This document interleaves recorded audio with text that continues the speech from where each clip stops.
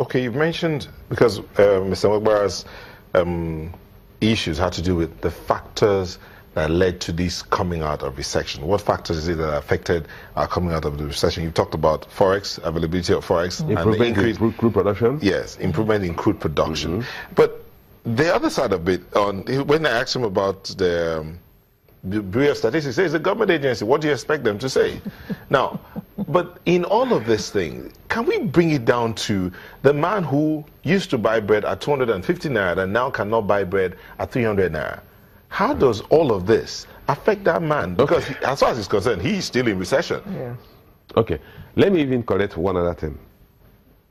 Inflationary rate is not a critical determinant of economic growth or economic contraction. Ideally, in a period where the economy is contracting, you should ordinarily have low inflation.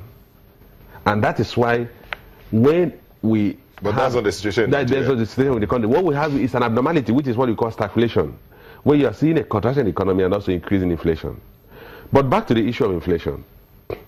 You see, two factors drove inflation. One is the devaluation of the currency, and two, the pass-through effect of inability, the pass-through effect of the devaluation of the currency, and then the reduction in productive activities. Devaluation of the currency, product of inavailability of forex. Yeah. Okay. The devaluation of the currency led to repricing of goods and services, because those goods reflect the imported cost element as it relates to the exchange rate. And then the other factor was reduction in production. Of course, partly as a result of unavailability of FX. So we all know the simple definition of inflation is when few goods is being pursued by a lot of money. So we had a reduction in productive activities, and also we had a devaluation of the currency. So that in the case in Nigeria here, but now we have a drop in production. Yes. And there's if you have a drop in production, you have the same level of liquidity, the same level of money in the economy, you're going to have inflationary effect. But did we have that amount of liquidity in the economy? You see, yeah, we had. But it's funny because what has happened that the government has been spending through ways and means. CBN has been financing the federal government expenditure through ways and means. So kind of printed money. So we are seeing liquidity, but that liquidity was now available to the private sector.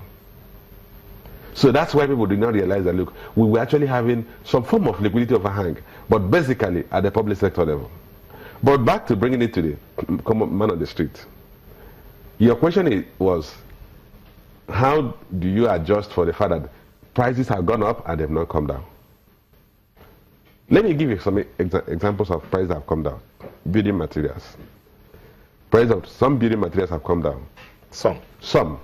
You see, you are not going to see prices go back to the 2015 level. Simple reason is that in 2015, the exchange rate was 197. And there was largely reasonable level of availability. Today, the official exchange rate is 305. So, any product that is consumed locally that has a foreign input, either the product is imported or product is produced from an imported input, would have an upward adjustment in price. But if you compare what happened when the exchange rate was about 520 to what is happening now, and cast your mind back to 2016, by January 2016 we had an inflation rate of about 9.6%. By the time we got to May 2015, we were already at 15.59% inflation rate. So we were seeing a sharp jump in the price level. That is not happening now. What you may eventually see is some level of moderation in price level, but you have to contend with what we call lag effect. Lag effect means that if exchange rate drops to 300 today, then you're not going to go to the shop floor and get goods that will be repriced to the exchange rate of 300, because it takes some time for people to bring in those goods from outside, from wherever they produce them, to the country. Okay. So that lag effect is such that prices do not reflect immediately changes in inflation or in exchange rate. Okay. I've heard you, but let me go back to Mr. Egba. But you also listened to it because you're weighing on this. There are some comments that have come in here, and I would like to read them out as I bring this question to you. Celebrate Yourself says, when prices of goods and services are still out of the reach of the common man, it's difficult to convince that we are out of the recession, because all this recession conversation still boils down to that man who's unable to do what he was able to do, howbeit the exchange rate might be playing one game or the other on the individual. Now, Nigeria is earning more, and there's been massive investment in our economy, which is bound to have a positive effect on our economy. That's coming from Festus. Again, Celebrate says, how does the supposed positives noticed by the economist translate to the ordinary trader, market woman, teacher, maid-guard, and the cyclist along the road? Mr. Egba.